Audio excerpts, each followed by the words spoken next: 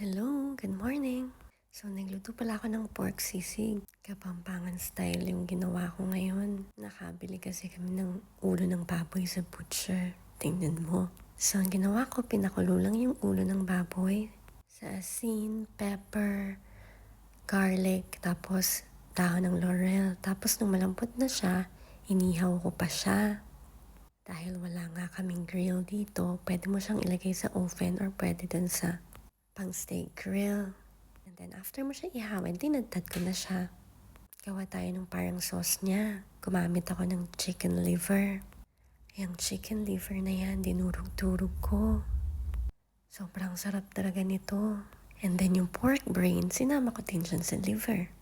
Tapos mix ko siya lahat, halo-halo.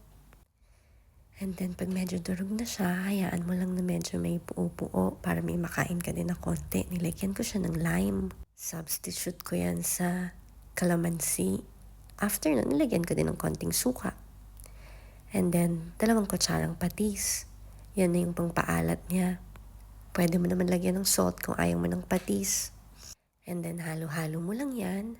After nyan, isasama na natin yung tinadtad natin na baboy.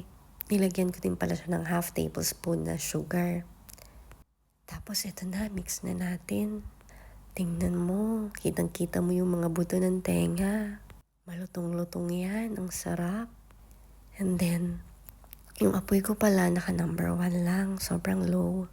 Para lang mahit lang siya ng konti at mamix yung sauce. Sa amin sa Nueva Ecija, ang sisig crunchy. Tapos nilalagyan ng mayonnaise. After niya, nilagyan ko siya ng chopped na onions. Tapos halo lang lahat para magkasama-sama. Masarap nga itong ipulutan. Masarap din sa mainit na kanin. Talagang mapapadami yung kain mo dito. After mo siya haluin lahat, pwede mong ilagay sa sizzling plate pero wala ako nun.